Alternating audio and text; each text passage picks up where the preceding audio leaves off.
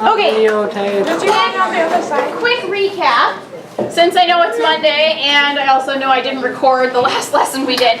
Last week I had you guys work on making 100 circles, and then in each of the circles you made a different face. And remember, okay, you guys are going to have to be quiet today because I'm just super distractible, and that will just really help me. I appreciate it. We talked about the 100 circles, and then you made a different face, different expression in each one. And remember that the whole point of that was that we talked about the idea of how your creativity works in your brain.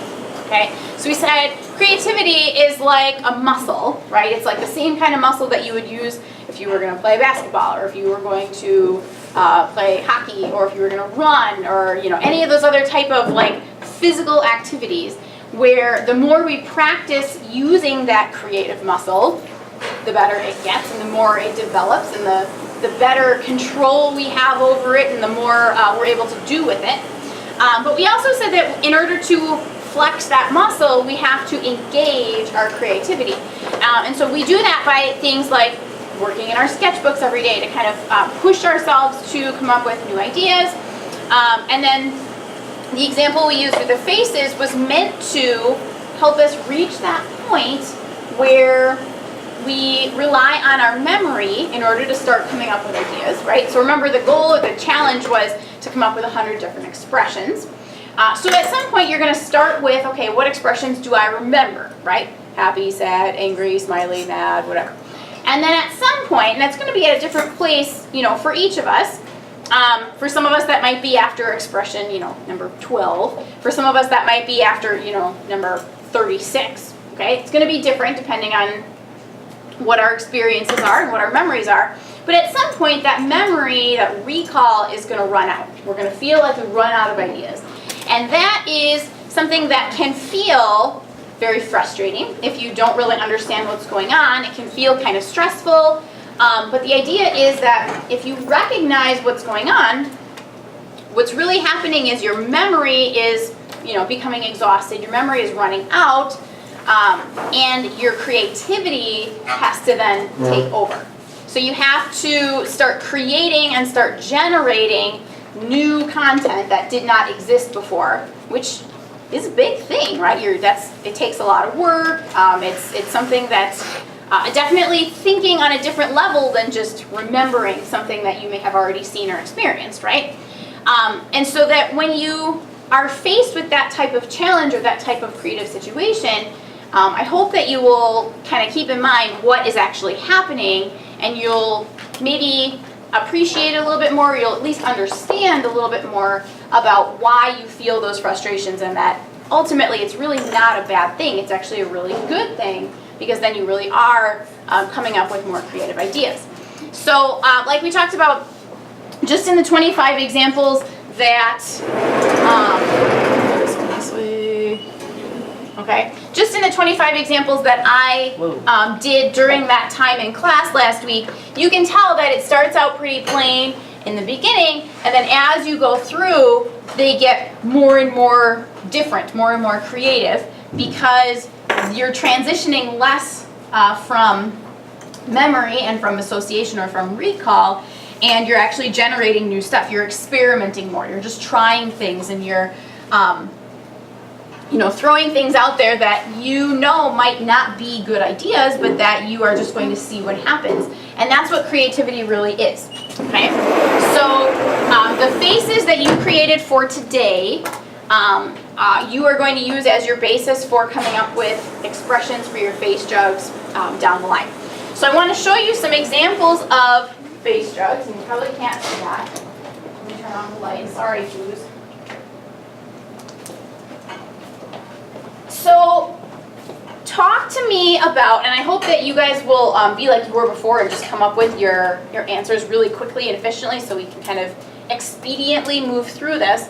Talk to me about what you see as far as, when you look at these projects, what are some strengths and what are some weaknesses that you can identify? I'll turn off the exposure a little bit here. There we go. Zoe. One of the strengths that the jugs have are that most of them have their mouths open. So they are strong because they have their mouths open. Why would that be a strength? I agree that that's a strength. Adds detail. It adds detail. It also adds a sense of depth. Okay? So it's not just that we see the surface of the face, but we also see like depth inside. Creates three-dimensionality, right? Which on ceramics is a good thing. Cartoon-like faces. They have cartoon-like faces. Is that a strength or a weakness? Well, I'd say it's a strength because you can't make it look realistic, because honestly I think that's kind of impossible Okay, in a way, but good. It's a strength because it gets your eyes motivated to look at it and around it to see what's new and stuff. It keeps your eye moving, right? So if this was a person, let's say like they did it on a specific person, it was made to look exactly like a person, it might not be as engaging or as appealing or as interesting as something that is a brand new made up creature, right? And so like what she's talking about is because it's new, we can't associate it with something that we've already seen because it's brand new. So that forces us to have to look around the whole thing and explore because it's not something that we can just associate with a memory that we had. That is absolutely true.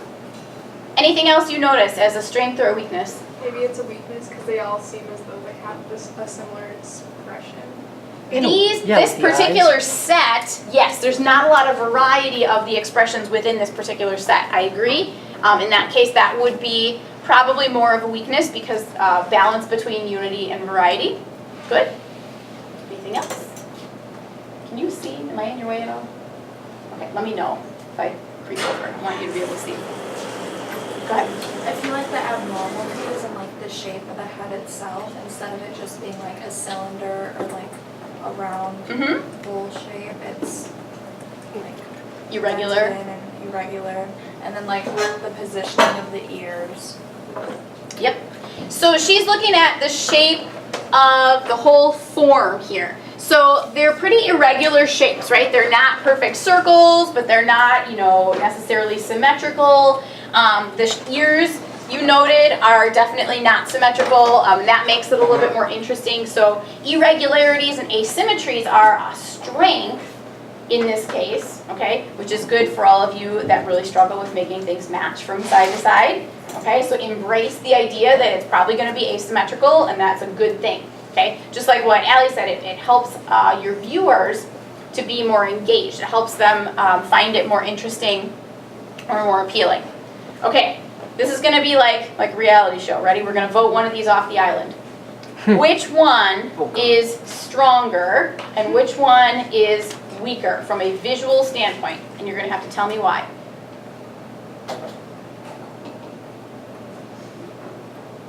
Kiara. The left one is stronger and the right one is weak. So Kiara says the left one is stronger and the right one is weaker. Do you agree?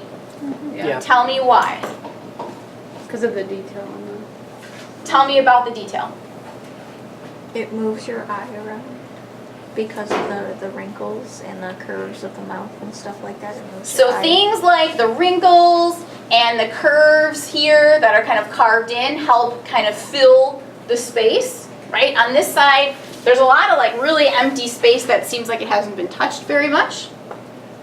Tree face, right?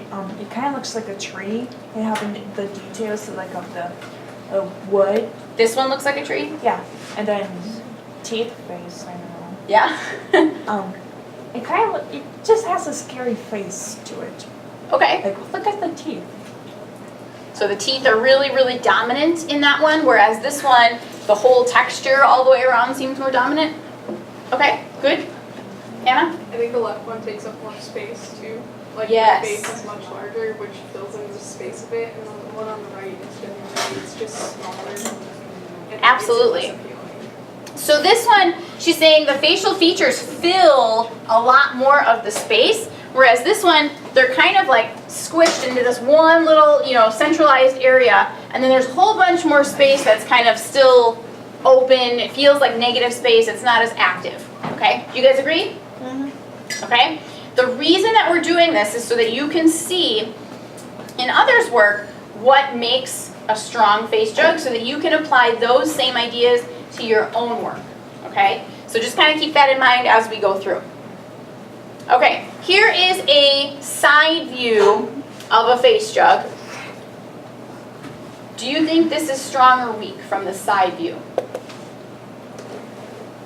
Strong.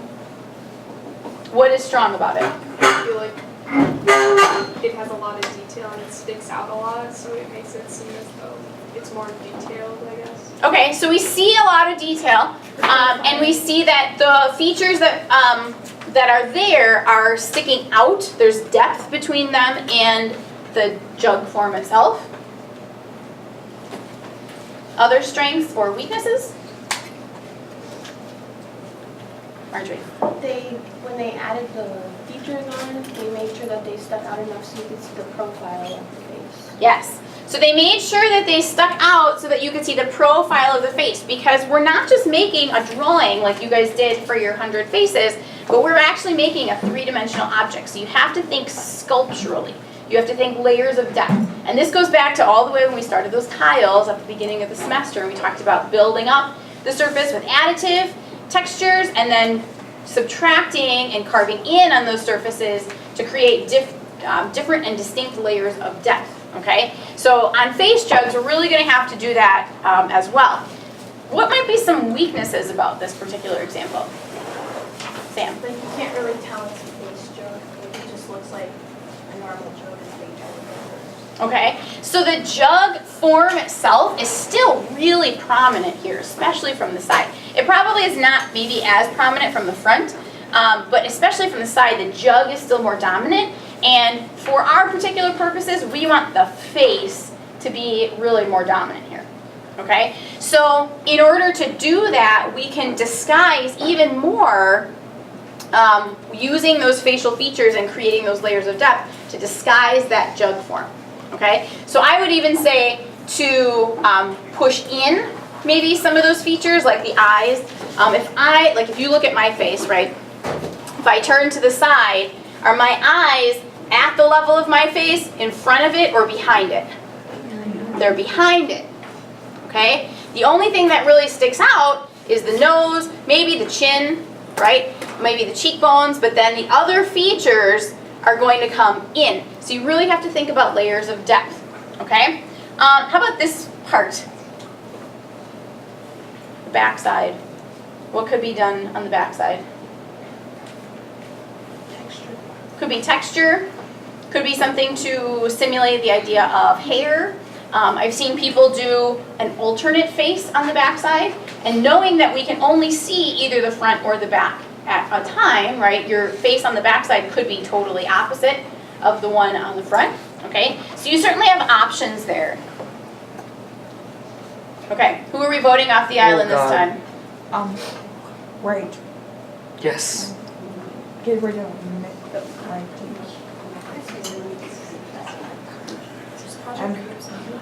We should keep the one on the left because he looks like actually have details like the wrinkles. Then compare him to the right. It looks like a tiki mask. Okay, so this one seems more like a human, and this one seems maybe more stylized or more abstract. Like you mentioned, the idea of like the tiki style. Which one reads as stronger? Right. Left or right? Or left. Left seems stronger. What makes that one stronger that this one doesn't have? The asymmetricalness of it. This one has more asymmetry for sure. It's more realistic. It's more realistic, but what makes it more realistic? What about it is more realistic? The sunken in eye.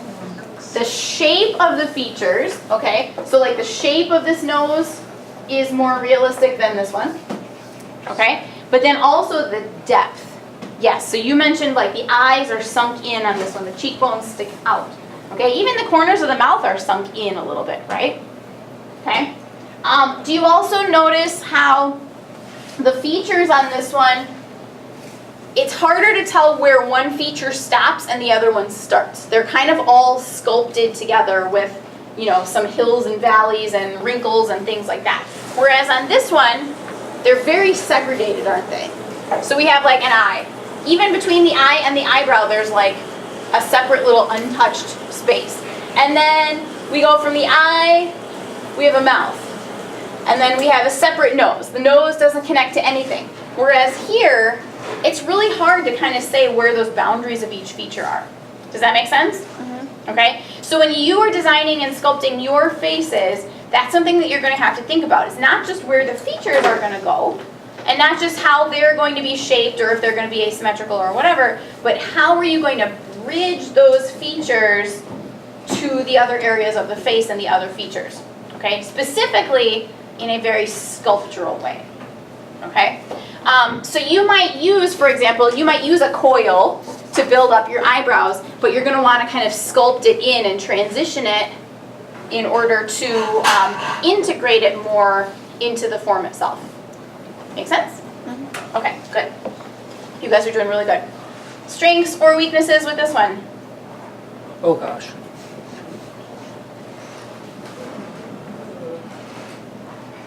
What created that reaction for you? It's just creepy. So the expression itself maybe seemed a little bit emotionally reactive. What do you think? Like the eyebrows, like eyelids, the eyelids drag your attention to it, and the tongue of the Yep. face. So we've got a couple of really dominant features here, right? There's a lot of visual detail around the eyelids. These are very, very pronounced eyelids, okay? They're very thick to begin with, but they're also layered, okay? So again, thinking of layers, the tongue on this one is very pronounced because of the color, but also because of the fact that it protrudes and it does have some very detailed texture on it, like the little taste buds and stuff like that. Anything else that you guys notice? Go ahead. The eyes look like they're like glossed over. It just looks so So the glossing over of the eyes is a good thing to mention. So I'm glad you noticed that. And we're going to talk about that when I talk about actually designing the faces. There's a, you guys know who Jim Henson is, creator of the Muppets, right? There's a technique that he has taught about that I'm going to show you guys. And it has to do with where you put the pupils on the eyes. Pupils are the little colored parts that you look through. And he has talked about in his character design, his puppet design, that where you put those pupils can either make your character look more kind of like a zombie or like, you know, something that's just kind of staring off into space, or it can make it look like it actually is looking at something and like there's actually somebody in there, like it has a personality. Okay, and I'm going to show you both ways to be able to do that. Okay, what do we notice about these examples? Strengths or weaknesses that you see?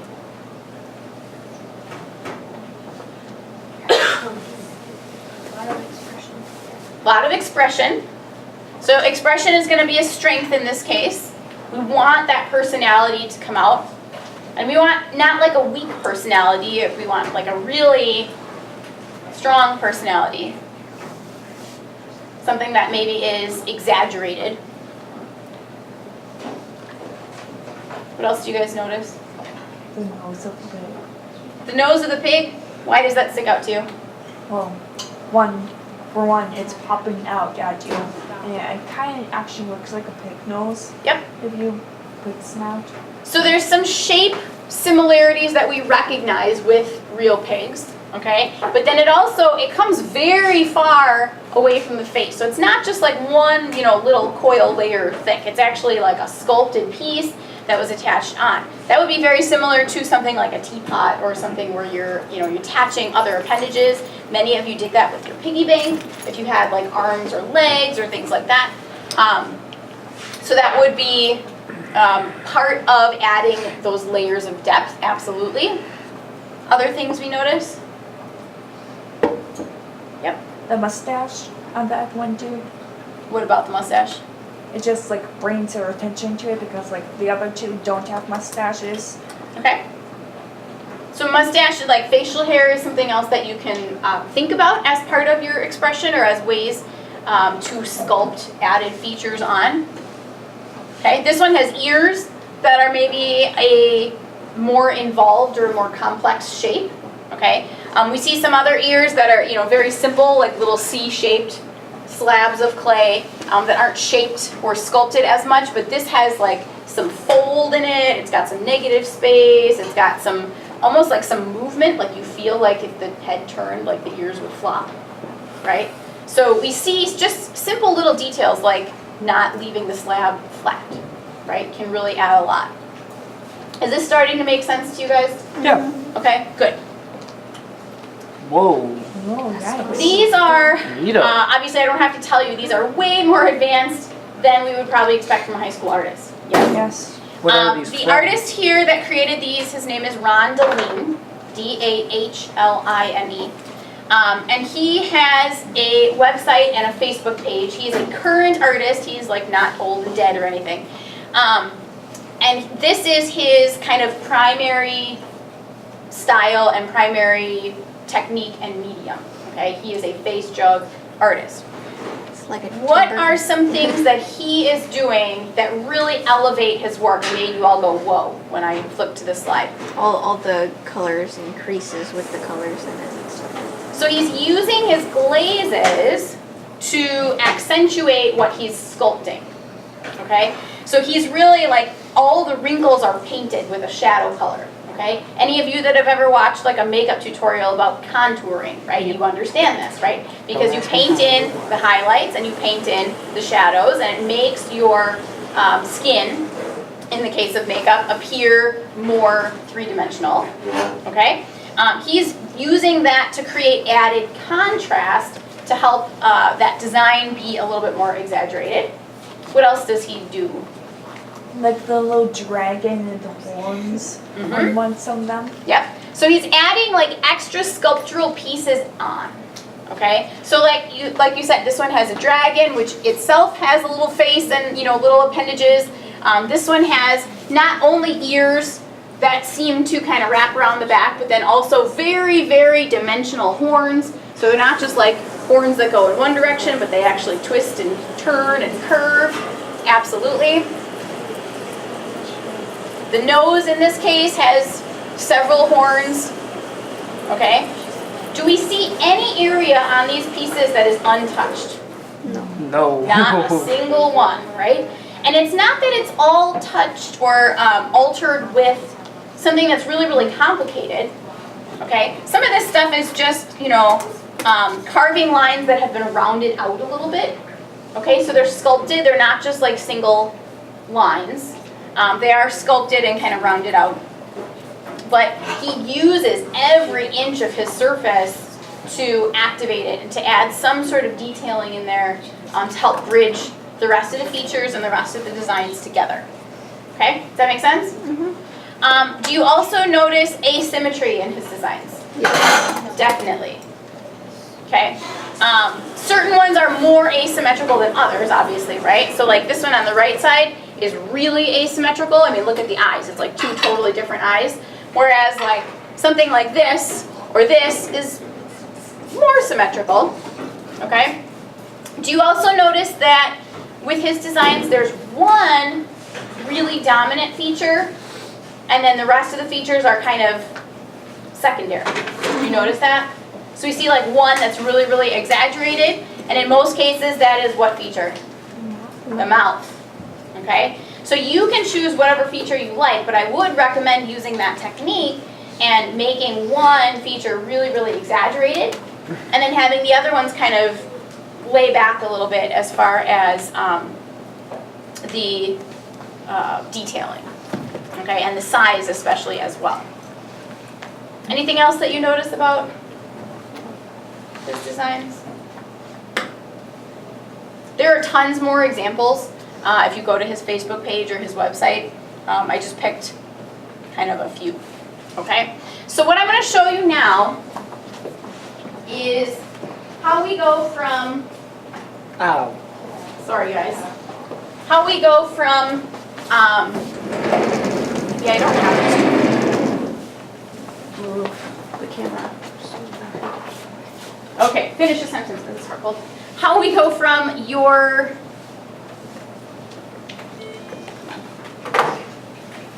your 100 expressions, and then how we're going to bridge that into being able to design and create your face jugs. Okay?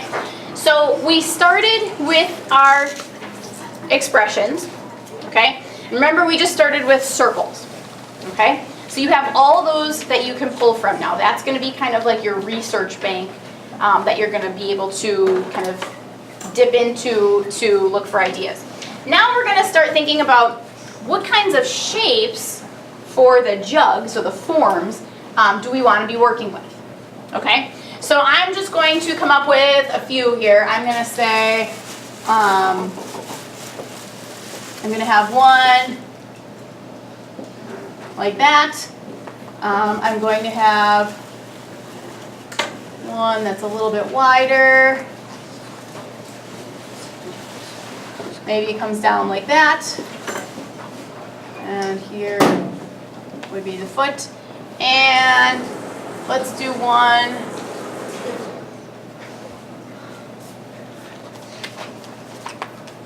that's really round.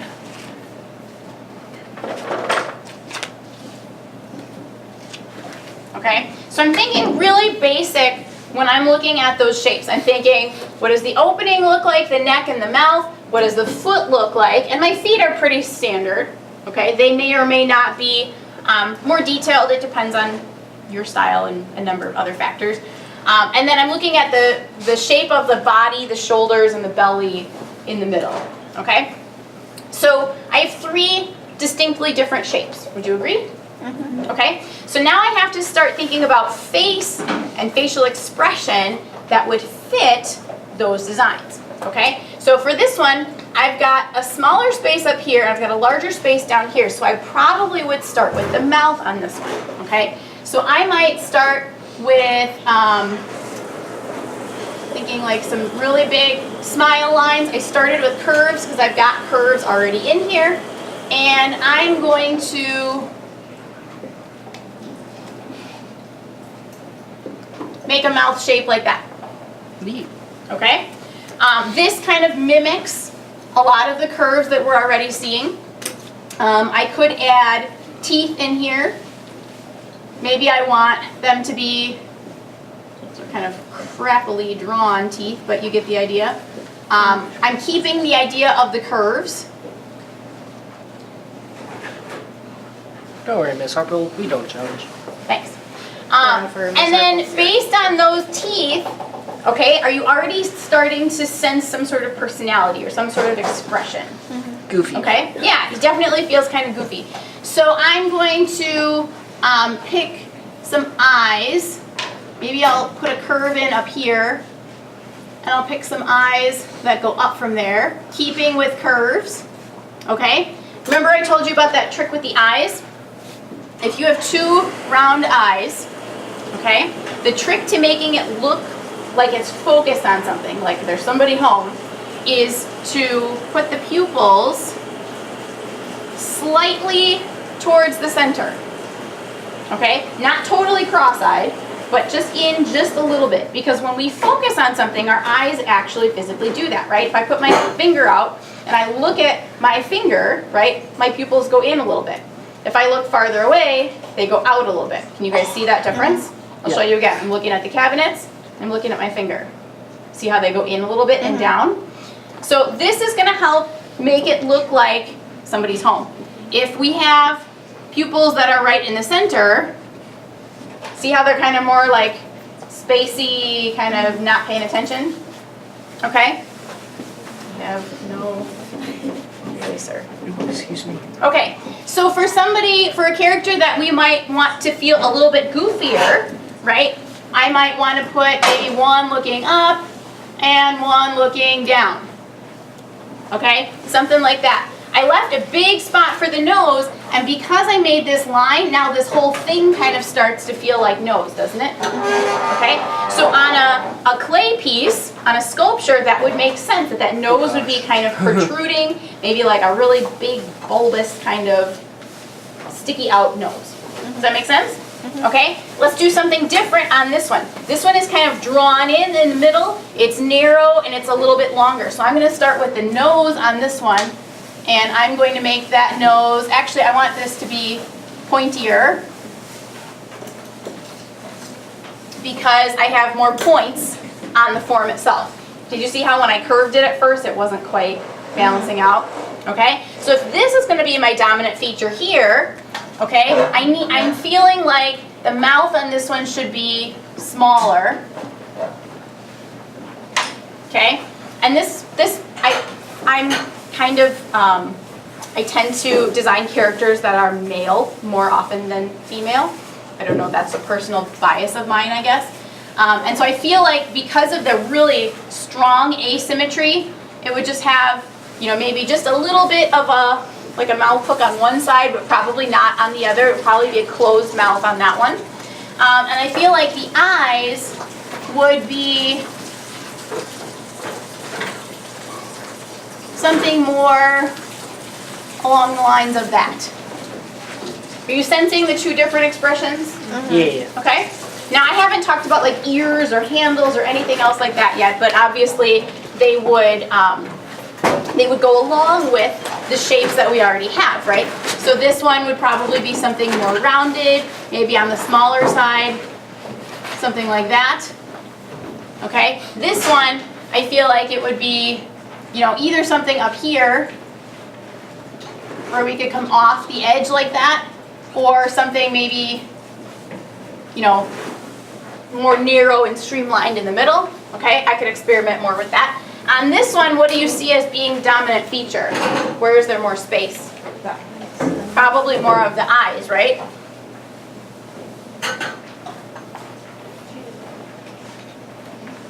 And don't be afraid to like stretch it out really, really, really Thin. big. Okay? Now I made the pupils really large on that. Does that make it feel older or younger? Younger. Okay? So you can really suggest a lot with the eyes. Bigger pupils are going to suggest a younger character. Okay? Obviously, if there's more wrinkles, it's going to suggest something a little bit older. Okay? So I've got these gigantic pupils. This character to me feels like a little bit more serious, scared, meek, you know, nervous maybe. So maybe the mouth on this one is going to be smaller, okay, which leaves a little bit, I've got a lot of curves going on, so maybe I want a bigger kind of suggestion of the nose, something like that. Does that make sense? Yeah. Okay, so what I want you to do for tomorrow is I want you to do 20 of these, where you're going to come up with different shapes. I want you to do your jug shape first, then put your faces in based on what balances and what you start to see and develop from the jug shapes. Okay? And you can use your list of 100 as ideas to pull from if you need. Okay? So that way you have that to fall back on and rely on if you get stuck. But I want to see these for tomorrow. Okay? If you want, we'll go over this tomorrow, but if you want to take this sooner, here's the face jug rubric that you can work from. And then we'll go through that tomorrow.